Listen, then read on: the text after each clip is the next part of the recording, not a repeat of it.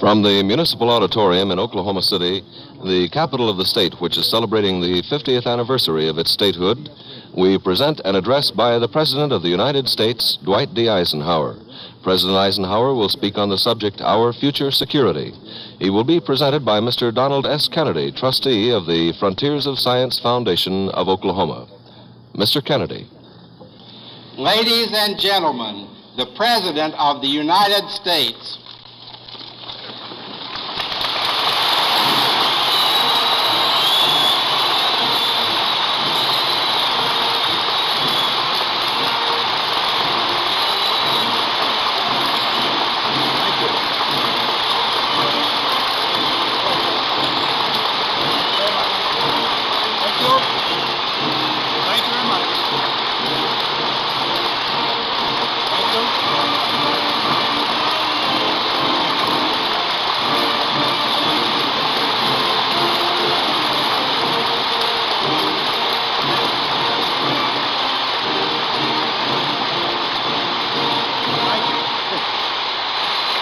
Thank you very much.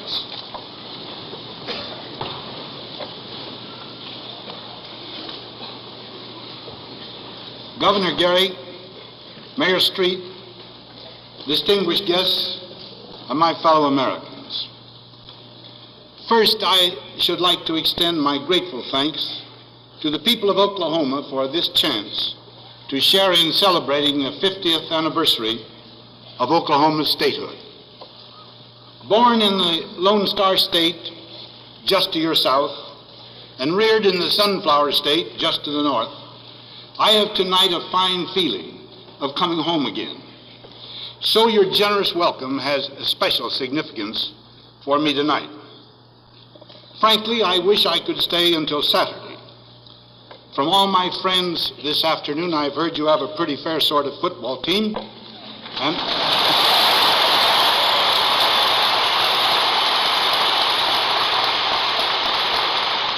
and of course, I should very much like to see it play. Now, I'm going to let you in on a secret. No matter how good it was before, since this afternoon, when they made my grandson sort of an honorary member, it's a much better team.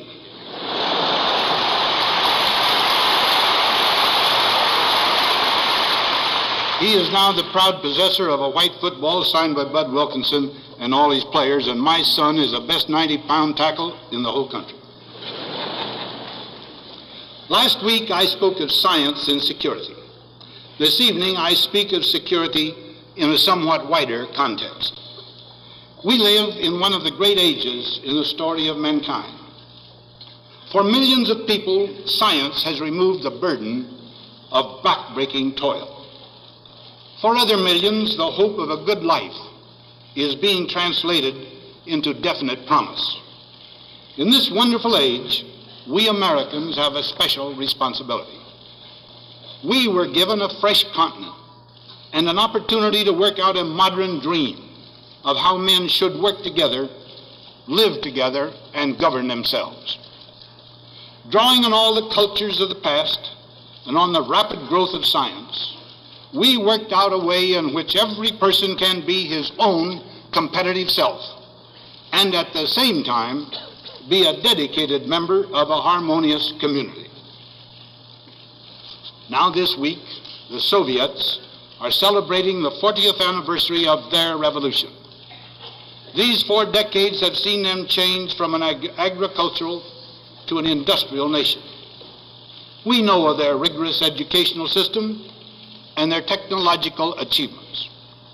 But we see all this happening under a political philosophy that postpones again and again the promise to each man that he will be allowed to be himself and to enjoy, according to his own desires, the fruit of his own labor.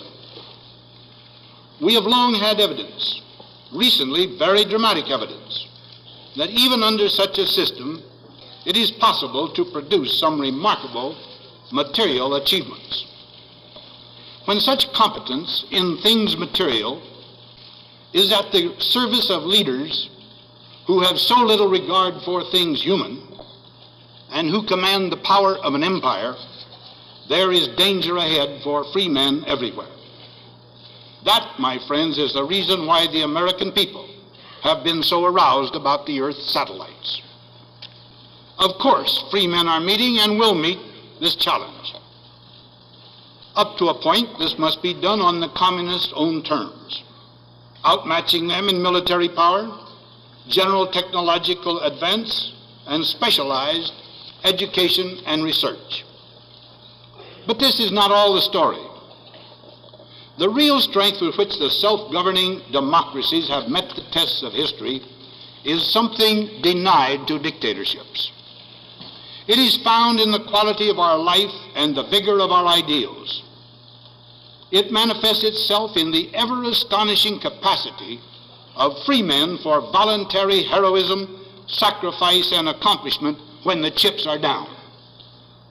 This is the weapon which has meant eventual downfall for every dictator who has made the familiar mistake of thinking all democracies soft. Now, once again, we hear an expansionist regime declaring, "We will bury you." In a bit of American vernacular, oh yeah. Seriously, it would be a grave error not to take this kind of threat literally. This theme has been a communist doctrine for 100 years. But you may recall that there was once a dictator named Hitler who also said he would bury us. He wrote a long, dull book telling precisely how he was going to do it. Not enough people took him at his word. We shall not make that mistake again. International communism has demonstrated repeatedly that its leaders are quite willing to launch aggression by violence upon other countries.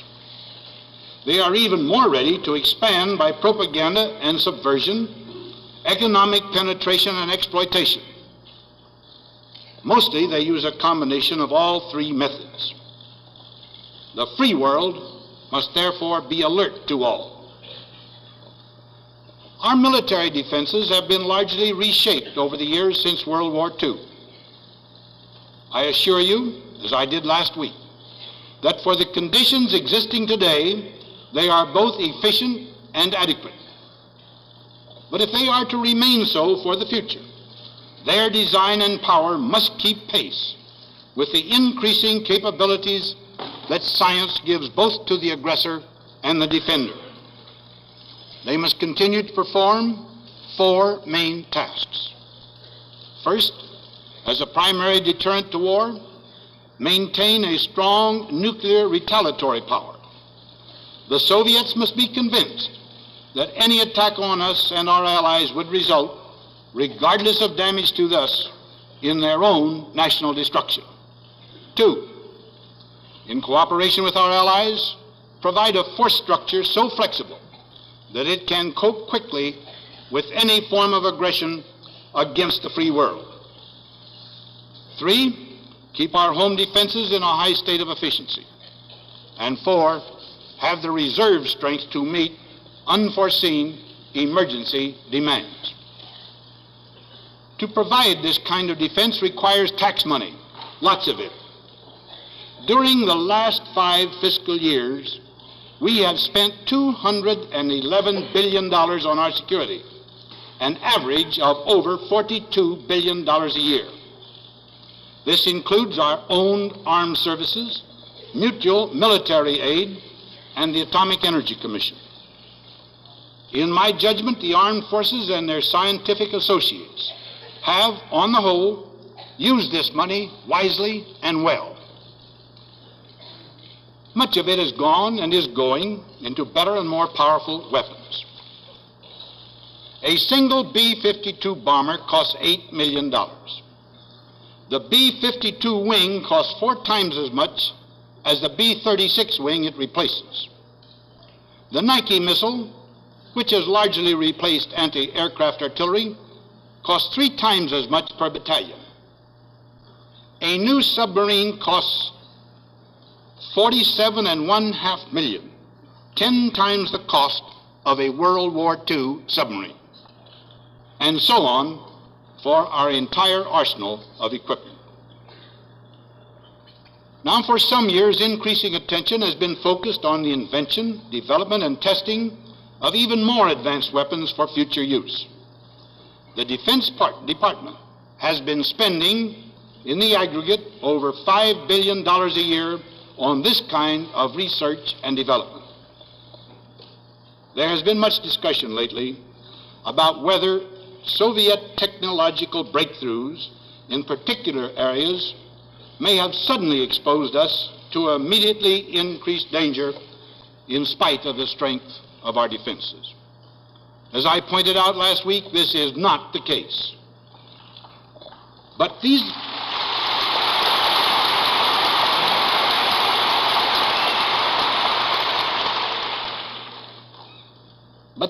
scientific accomplishments of theirs have provided us all with renewed evidence of Soviet competence in science and techniques important to modern warfare. We must and do regard this as a time for another critical re-examination of our entire defense position. The Sputniks have inspired a wide variety of suggestions. These range from acceleration of missile programs to shooting a rocket around the moon to an indiscriminate increase in every kind of military and scientific adventure. Now, my friends, common sense demands that we put first things first. And the first of all firsts is the essentials of our nation's security. Over the next 3 weeks, I shall be personally making our annual review with military and civilian authorities of our national security activities for the coming year. Then I shall meet with the legislative leaders of Congress from both houses and both parties for conferences on policies, actions, and expenditures. In the meantime, I ask your sober consideration of some of the actions to which we must give our most urgent attention. Today, as I have said, a principal deterrent to war is the retaliatory nuclear power of our Strategic Air Command and our Navy. We are adding missile power to these arms and to the Army as rapidly as possible. But it will be some time before either we or the Soviet forces will have long-range missile capacity equal to even a small fraction of the total destructive power of our present bomber force.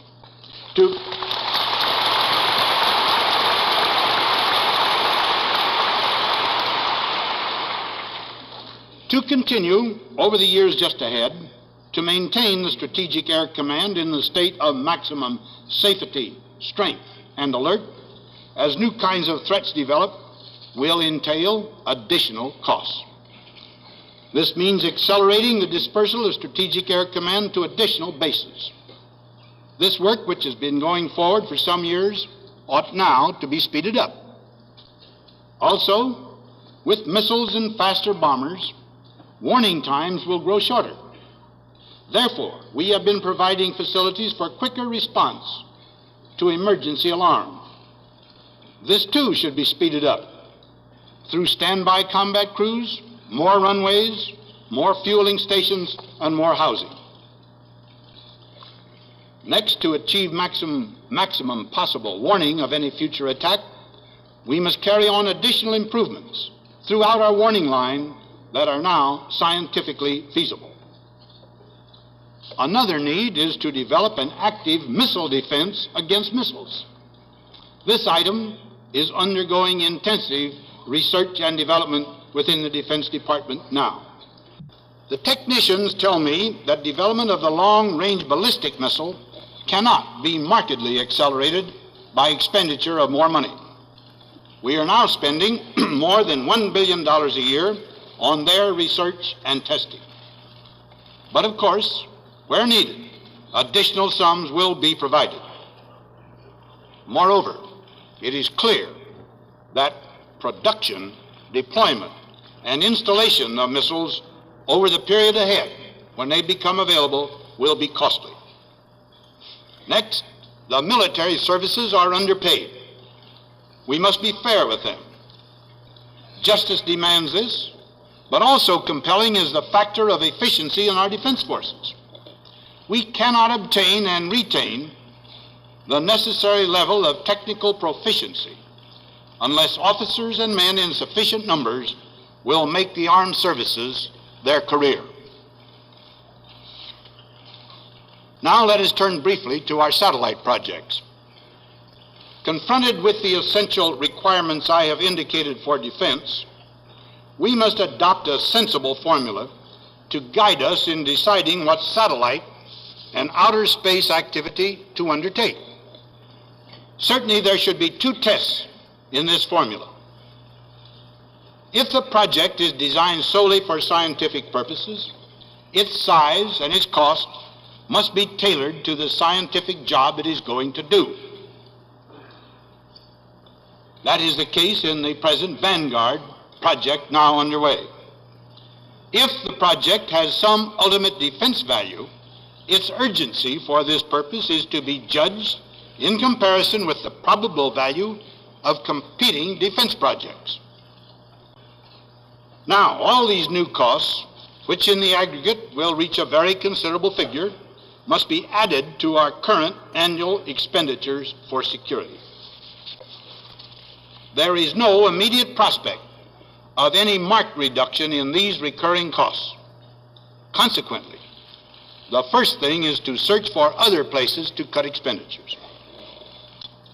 We must once more go over all other military expenditures with redoubled determination to save every possible dime. We must make sure that we have no needless duplication or obsolete programs or facilities. The answer does not lie in any misguided attempt to eliminate conventional forces and rely solely upon retaliation. Such a course would be completely self-defeating. And most emphatically, the answer does not lie in cutting mutual defense funds overseas, another important part of our own nation's security. We are linked with 42 countries by military assistance agreements. We could not possibly station our troops all over the world to prevent the overflow of communism. It is much more economical and vastly more effective to follow and strengthen our system of collective security. The same applies to economic aid. This kind of assistance helps others keep free of dependence upon the Soviet help, which too often is a prelude to Soviet domination. It shows the free world's ability to develop its resources and to increase its living standards. It helps Allied economies support needed military units and remain sturdy partners of ours in this worldwide struggle. Now, in the federal government's civilian activities, we shall have to make some tough choices. Some programs, while desirable, are not absolutely essential. In this, I have reached a clear conclusion. Some savings may still be squeezed out through the ringer method, but savings of the kind we need can come about only through cutting out or deferring entire categories of activity. This will be one of the hardest and most distasteful tasks that the coming session of Congress must face, and pressure groups will wail in anguish. By what?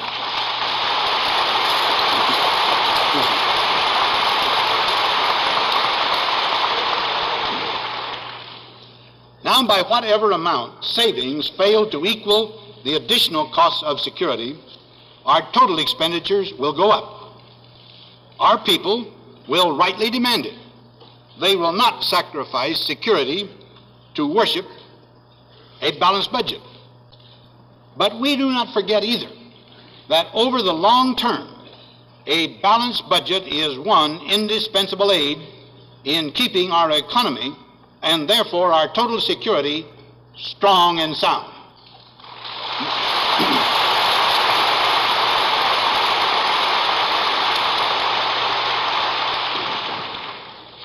Now, there is much more to the matter of security than the mere spending of money. There are also such things as the professional competence of our military leaders, and there are none better, the soundness and productivity of our economy, and there is none to equal it, and above all, the spiritual strength of our nation, which has seen us through every crisis of the past.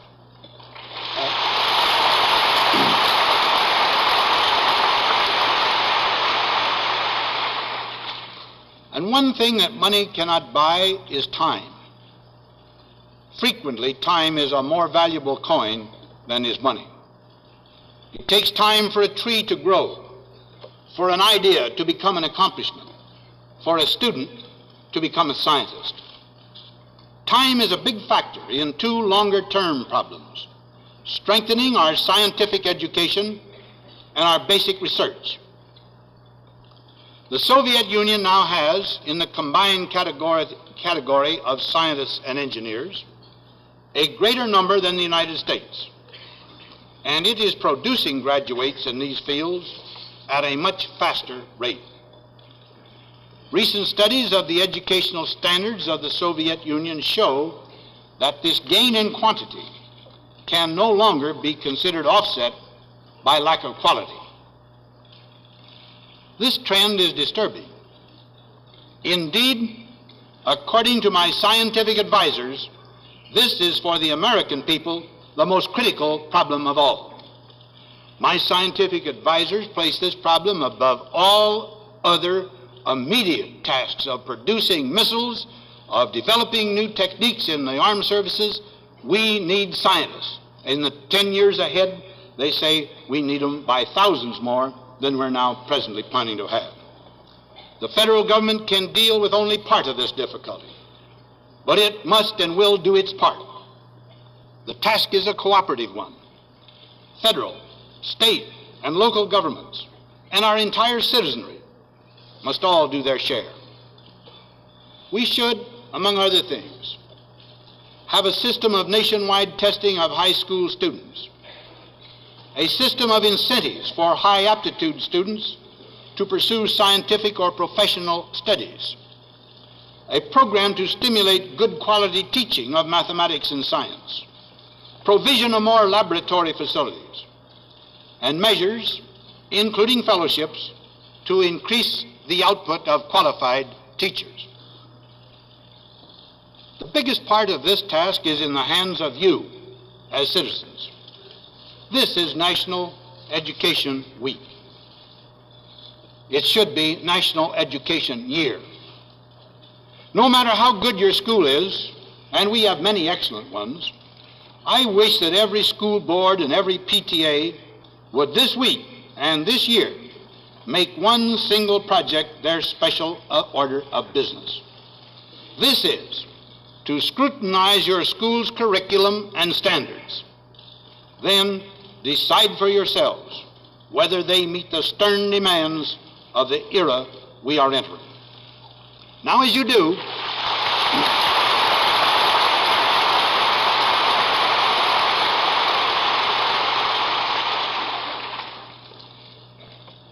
this, my friends, remember that when a Russian graduates from high school, he has had 5 years of physics, 4 years of chemistry, 1 year of astronomy, 5 years of biology, 10 years of mathematics through trigonometry, and 5 years of a foreign language. Young people now in college must be equipped to live in the age of intercontinental ballistic missiles. However, what will then be needed is not just engineers and scientists, even though these will be of vital importance. We must also have a people who will keep their heads, and in every field, leaders who can meet intricate human problems with wisdom and with courage.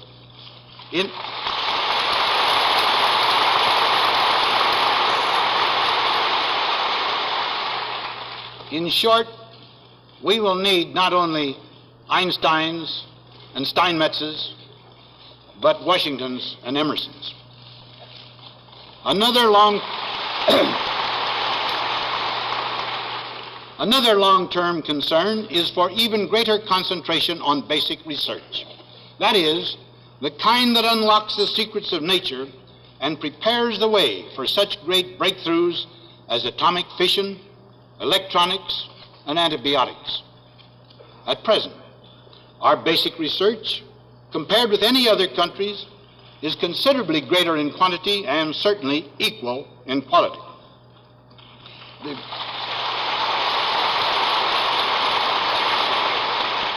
The warning lies in the fast rate of increase of the Soviet effort and their obvious determination to concentrate heavily on basic research.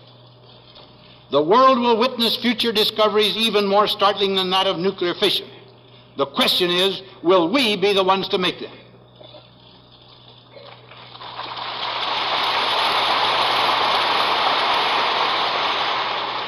Here again, money cannot do everything. You cannot say to a research worker, your salary is tripled. Get busy now and produce 3 times as many basic discoveries. But wise investment in such facilities as laboratories and high-energy accelerators can greatly increase the efficiency of our science. The government is stepping up its basic research program.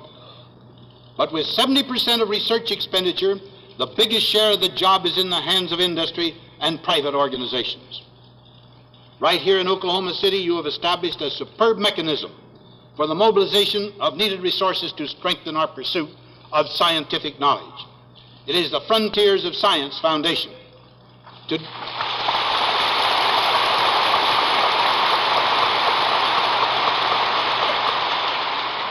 Today I had the great privilege of a few minutes' visit with Dr. Harlow and with about half a dozen of his bright youngsters.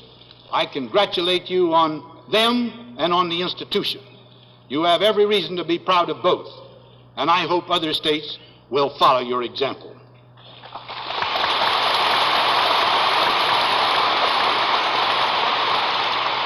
And now, one final word. The goal we seek is peace with justice. This can come to our nation only as it comes to all nations. The world's hope is that the Soviets will cooperate with all the rest of us in achieving this goal. Our defense effort, large as it is, goes only far enough to deter and defeat attack. We will never be an aggressor. We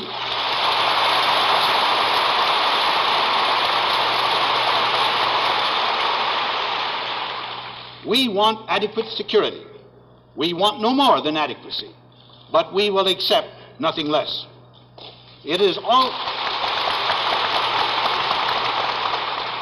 My friends, it has always been my faith that the eventual triumph of decency and freedom and right in this world is inevitable. But as a wise American once observed, it takes a lot of hard work and sacrifice by a lot of people to bring about the inevitable. Thank you very much and good night.